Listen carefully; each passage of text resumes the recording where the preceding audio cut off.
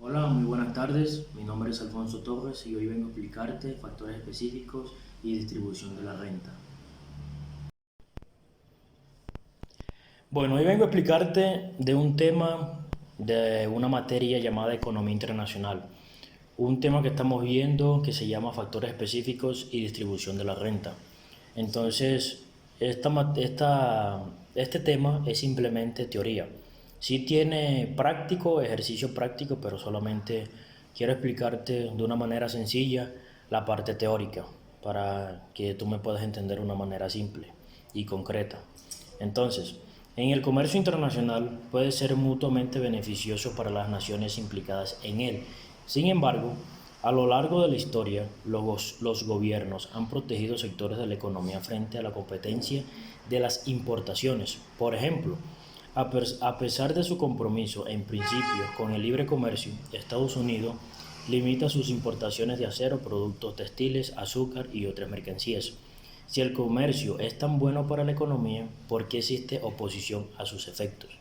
Para entender las políticas comerciales es necesario analizar los efectos del comercio, no solamente sobre un país en su conjunto, sino sobre la distribución de la renta del país.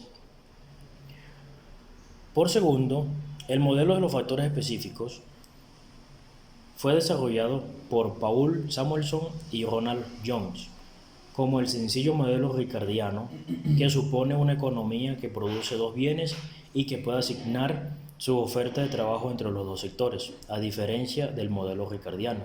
El modelo de factores específicos permite la existencia de otros factores de producción, además del trabajo, mientras que en el trabajo es el factor móvil que se puede mover entre sectores. Suponemos que los otros factores son específicos, es decir, solo se pueden utilizar en la producción de determinados bienes.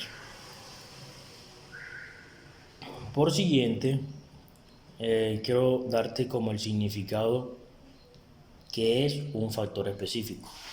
En el modelo desarrollado en este capítulo, suponemos que existen dos factores de producción, tierra y capital, que están permanentemente ligados a determinados sectores de la economía. Sin embargo, en las economías avanzadas, la tierra dedicada a la producción agrícola es solo una pequeña parte de la renta nacional. Cuando los economistas aplican el modelo de factores específicos a economías como la de los Estados Unidos o Francia, normalmente están pensando en la especificidad del factor, no como una condición permanente, sino como una cuestión de tiempo. Un ejemplo claro: no se pueden sustituir las tinajas que utilizamos para elaborar cerveza, para las prensas que se utilizan para fabricar carrocerías de automóviles, por lo que estos tipos de equipamiento son específicos a la industria. Sin embargo, con el tiempo es posible volver a dirigir las inversiones de las fábricas de automóviles a las destilerías o viceversa. En la posibilidad de la producción, el modelo de los factores específicos supone que cada uno de los factores específicos, capital y tierra, puede ser utilizado solo en un sector, manufacturas y alimentación, respectivamente. Solo el trabajo puede ser utilizado en ambos sectores. Por tanto, para analizar la posibilidad de producción de la economía, solo necesitamos preguntarnos cómo cambia la composición de la producción cuando el trabajo se desplaza de un sector a otro. La función de producción de manufacturas simplemente es cuando más trabajo se emplea en las manufacturas, mayor es la producción, debido a la existencia de rendimientos decrecientes. Cada hora hombre adicional aumenta la producción menos que la anterior. Esto se aprecia por el hecho de que la curva que relaciona la cantidad de trabajo con la producción se hace cada vez más plana para niveles de empleo más elevados. En el producto marginal del trabajo, es el producto marginal de trabajo en el sector manufacturero, igual a la pendiente de la función de producción. Es menor cuanto más trabajo emplea el sector, precios, salarios y accionación del trabajo.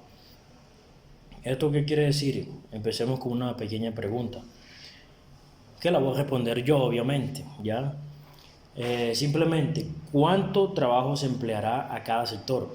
Para responder a esta pregunta, tenemos que observar la oferta y la demanda en el mercado del trabajo. La demanda de trabajo en cada sector depende del precio del producto y del salario. Y a su vez, el salario depende de la demanda combinada de alimentos y manufactura. Un ejemplo claro ahí es la parte de, del trabajo por las horas, aquí en Colombia, pues. Aquí el salario va dependiendo de las horas que tú trabajas, y las horas aquí en Colombia es de 8 horas, por máximo, creo. Entonces, es simplemente eso. Entonces, dados los precios de las manufacturas y el alimento conjuntamente en el salario, podemos determinar el empleo y la producción de cada sector. En primer lugar, vamos a concentrarnos en la demanda del trabajo, que en cada sector los empleadores buscan maximizar su beneficio, demandarán trabajo hasta el punto en el que el valor producido por una hora hombre adicional igual al coste de emplear esta hora de trabajo. En el sector manufacturero, por ejemplo, el valor de una hora hombre adicional es el producto o marginal de trabajo en la manufactura multiplicado por el precio de una unidad de manufactura. ¿Ya? En el precio relativo y distribución de la renta, hemos examinado hasta ahora los siguientes aspectos del modelo de factores específicos: la determinación de las posibilidades de producción, dados los recursos y la tecnología de una economía, y la determinación de la asignación de recursos, producción y precios relativos en una economía de mercado. Antes de que analizaremos los efectos del comercio internacional, debemos considerar los efectos de los cambios de los precios relativos sobre la distribución de la renta, que son el comercio internacional en el modelo de los factores específicos, la distribución de la renta y ganancia del comercio, y la economía política del comercio, una visión preliminar. Entonces, empecemos por una simple explicación en el comercio internacional en el modelo de factores específicos, que es, acabamos de ver que los cambios en el precio relativo, en los precios relativos, tienen fuertes repercusiones en la distribución de la renta, creando tantos ganadores como perdedores. Ahora queremos relacionar este cambio del precio relativo con el comercio internacional y equipar las predicciones sobre quiénes son los ganadores y los perdedores con la orientación comercial de un sector específico.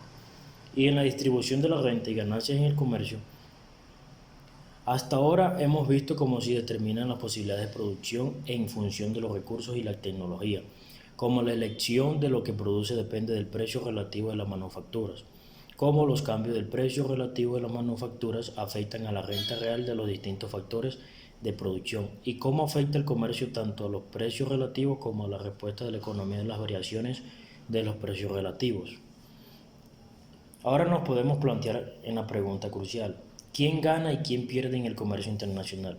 Empezamos preguntando cómo se ve afectado el bienestar de determinado grupo, y después cómo afecta el comercio al bienestar de un país en un conjunto.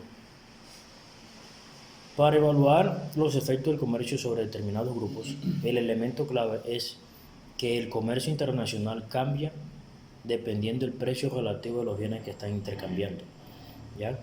Y acabamos de ver en el apartado anterior que la apertura al comercio aumenta es el precio relativo del bien en el nuevo sector exportador, ¿ya? Por lo tanto, el resultado general es sencillo: el comercio beneficia al factor que es específico al sector exportador de cada país, pero perjudica al factor específico de los sectores que compiten con las importaciones, quedando indeterminado el efecto final sobre los factores móviles. Y la razón fundamental por la que el comercio se beneficia potencialmente a un país es que amplía las opciones de elección de la economía. Esta ampliación de las opiniones de elección significa que siempre es posible distribuir la renta de tal modo que todos ganen con el comercio.